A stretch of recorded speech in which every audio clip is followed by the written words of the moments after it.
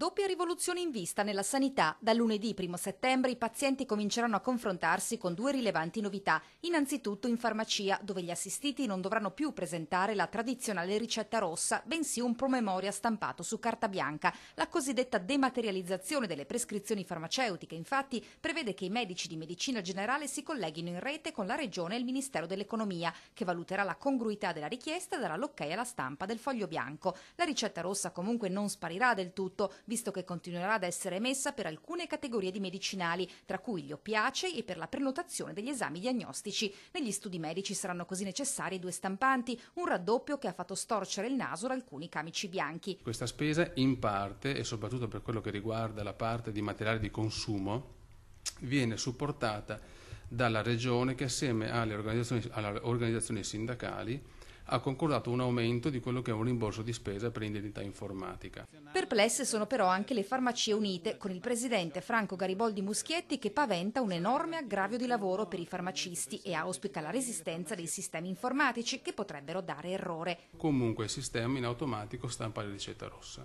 In ogni caso per il paziente non cambia nulla. Il paziente si reca in farmacia o con la vecchia ricetta rossa o con il nuovo foglio bianco, di fatto non avrà nessuna differenza in termini di compartecipazione di spesa. La seconda novità riguarderà invece il pronto soccorso del Veneto, dove l'accoglienza sarà curata da 380 dipendenti appositamente formati e da 60 steward neolaureati in medicina. Quindi daranno informazioni, si occuperanno dell'accoglienza e accompagneranno il paziente fino al momento della visita e della cura.